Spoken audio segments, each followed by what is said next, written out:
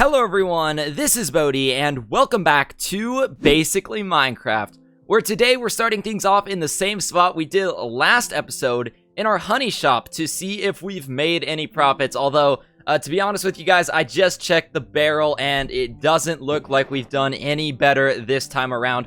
We still haven't sold a single stack of honeycomb, so I don't really know what to think about how this shop is gonna turn out. I'm still hopeful, but I mean, guys, I definitely didn't base my first automatic farm around a resource that nobody wants or needs, right? Right? But anyways, our lack of profits may not actually be our biggest concern at the moment, because as you can see, this sign right here says Greenfee's Shop.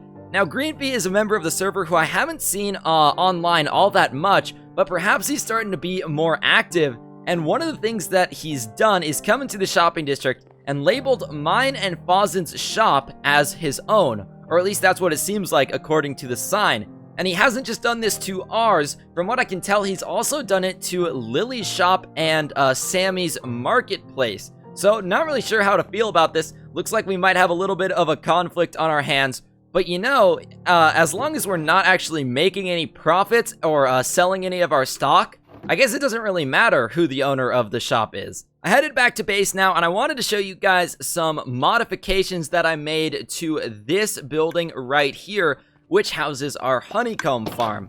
Now, I didn't actually update the farm itself at all, but I did make some adjustments to the inside here. So first of all, I have it set up now so that all of the honeycomb that gets produced is sent to a dropper down below there that will shoot the items into this water elevator that will then take them up and put them in a storage system that I added on the second floor. And we'll probably never need this many chests for the farm, but I just thought it was a cool thing to add to take better advantage of the space that we had inside this building.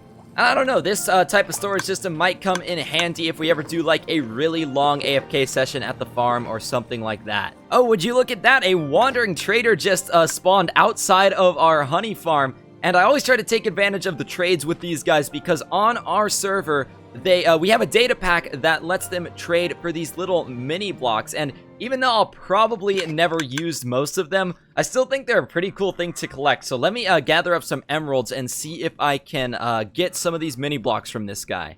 Alright, so I was able to get some cool mini blocks from that guy. And also throughout the season, I've been trying to trade for all the ones I can with most of the wandering traders that I've found. So as you can see, our collection of mini blocks is really coming along here. There's one more cool thing that I want to show you guys before we get started on anything, and that is something amazing that I found on a live stream the other day. I was doing a stream with Fawzen and Lem where we went and raided some piglin bastions, and I actually managed to find a pigstep music disc.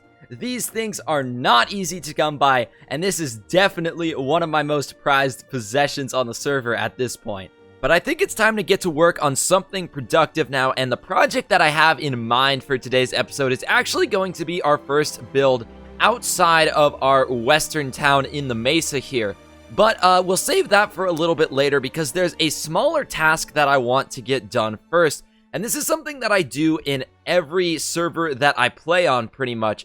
And it ends up making my life so much easier in the long run. And what this is organizing my ender chest. Now, as you can see right now, it's a bit of a mess in here. We just have random items. And what I want to do is make it so that the whole thing is filled up with shulker boxes that have different categories of items. So it's basically like we have a mini version of our storage system in our ender chest in all times. So if we're walking around working on a project and we need some random obscure item, we might actually happen to have that inside one of the shulker boxes. So I'm going to go ahead and get to work on, clearing all this random junk out of here and probably putting it into shulker boxes instead to actually utilize the amount of space we have in here.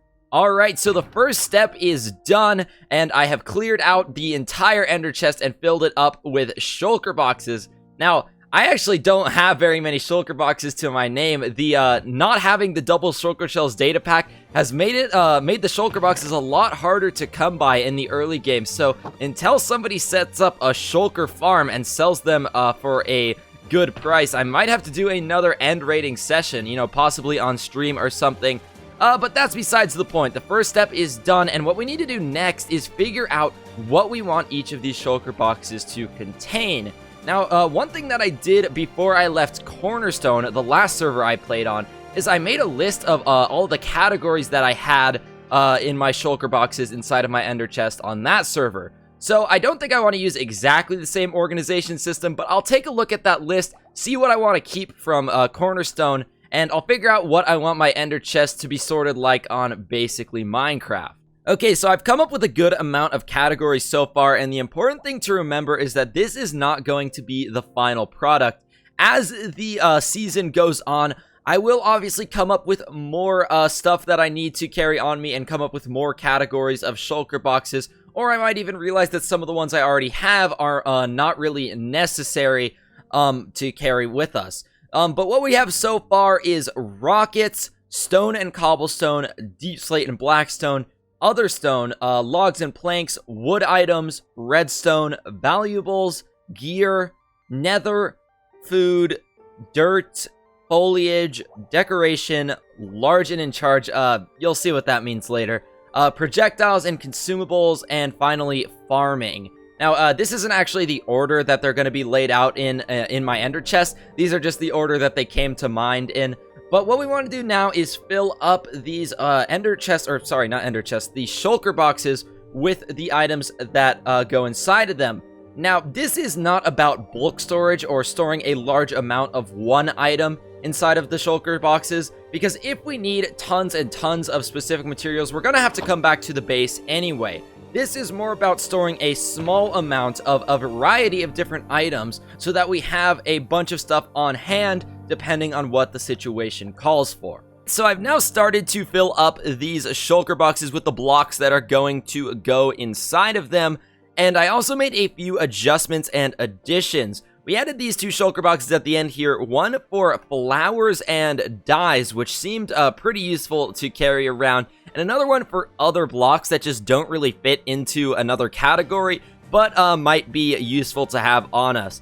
And then after that, I adjusted the dirt shulker box because I was already going to include like all the different types of dirt in it. So I decided to also throw in sand and gravel, and I renamed it to earth, which I realized doesn't entirely make sense because obviously like stone is also part of the earth and stuff.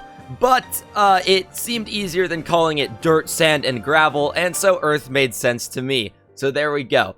And then finally, if you're wondering what large and in charge meant, I came up with this name for a shulker box category a while ago, and it's basically just a box that contains a bunch of blocks and items that will come in super handy and be absolute lifesavers sometimes, but they don't really fit into another category. So stuff like name tags, an anvil, leads, more ender chests, you know, sometimes you really need that stuff, but it doesn't really go into any of these other categories, so hence large and in charge.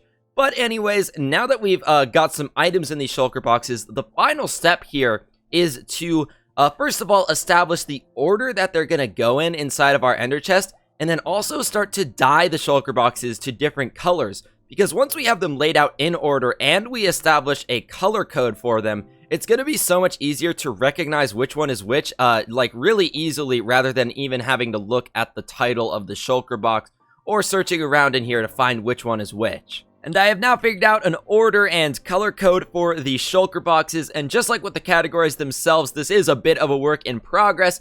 It will most likely change and evolve throughout the season, but for now, I think we've done a good job of organizing our ender chest, which will set us up for success in the future, so we can go ahead and call this job done for today. So guys, be sure to let me know in the comments down below what you like to keep in your ender chest at all time.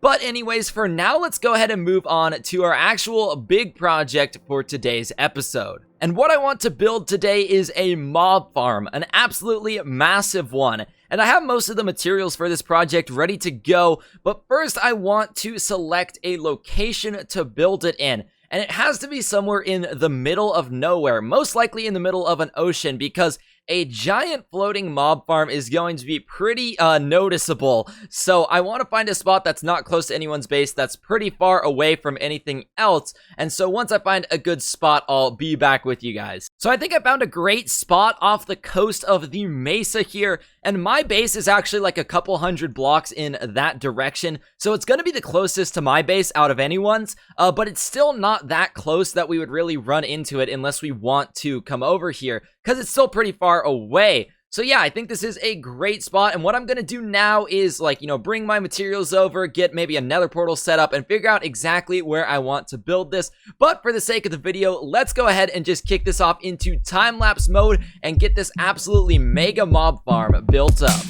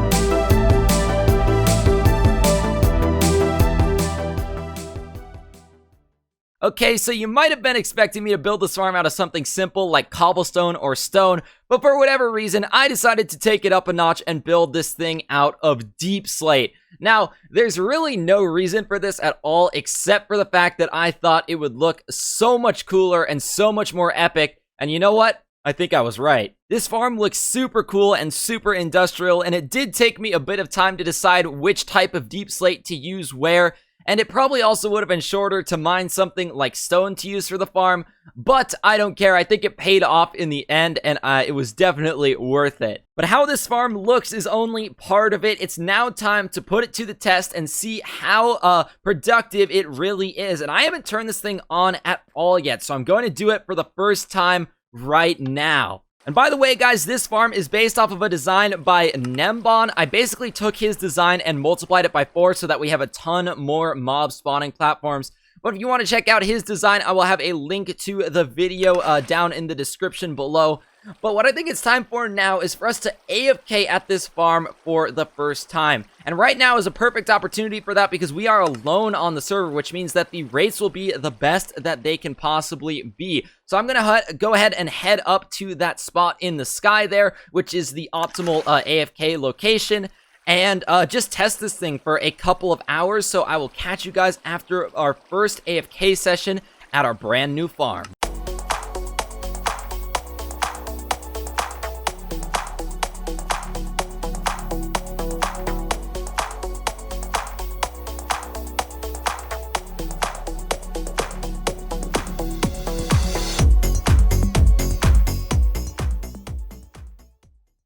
Alright, not a bad AFK session at all. I stayed at the farm for around 3 hours. However, I don't think we got like a full 3 hours worth of productivity from the farm because some people did log on during that time, which of course would take up the mob cap and mean that the farm is not as productive. However, we definitely got as much as we needed out of the farm, because as we can see from the chests on this side right here, they are filled all the way up to the top with mob loot. All 6 chests are full. Now, if we take a look on the other side, however, they're not filled all the way up. It goes up to only around here. So the reason for that is that we're dividing an odd number of hoppers between 2 sides.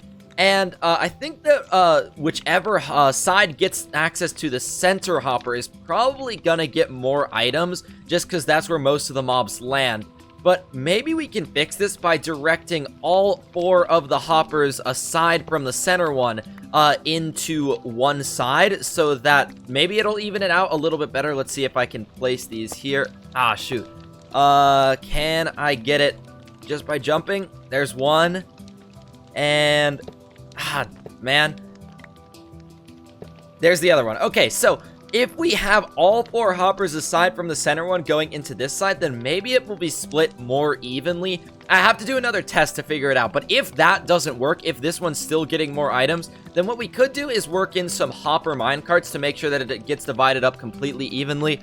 But I'd rather avoid that since this is much simpler, so we'll have to do another test and find out if this works. And I'll probably do another AFK session to test that out in between episodes, so we'll have to wait on the results for now. But there is one other change I want to make to this farm right now, just for the general convenience of the server, because if we take a look down below here, we can see that while the farm is not running, there are still a bunch of mobs in there that aren't getting flushed out. So what we should probably do, just to not take up the mob cap all the time when this thing is off, is leave it with the water turned on when it's not running.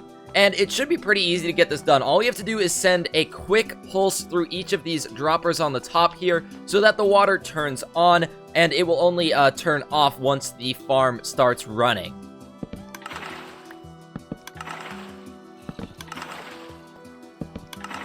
So now the water will stay on when the farm is turned off, which means that no mobs can spawn up there and take up the mob cap. So that is absolutely perfect, and it won't actually affect the way that the farm runs in any way. Another thing I wanted to mention is that I'm not going to leave the storage system like this. I want to install like an auto sorting system so we can split the loot up into all the different types. But the problem is right now I barely have any iron, and so I can't really craft enough hoppers to get that done. And I think the only people with an iron farm on the server is Lem and Dactus, and currently they need all of the iron that they are producing. So maybe once they get all the iron that they need and they can start selling it to us, then we can get this sorting system installed. But for now, it's just not really feasible unless I were to go mine a bunch of iron. So I don't know, I'm not really sure, but we'll get that in eventually. So we're pretty much done with everything that we wanted to do in today's episode, so this one might not be as long as usual, but it occurs to me that I never really mentioned why I decided to build a general mob farm at this point.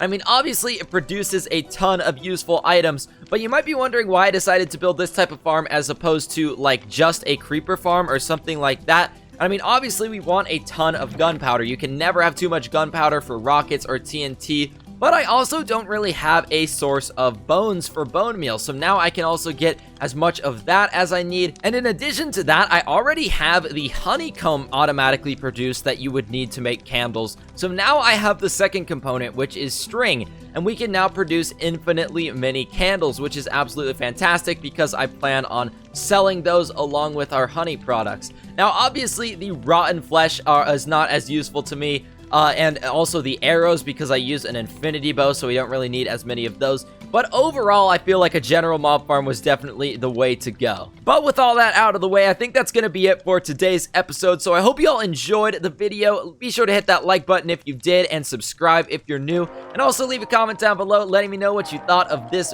build and what we got done today. But anyways, guys, this has been Bodhi, and I will see you all in the next one.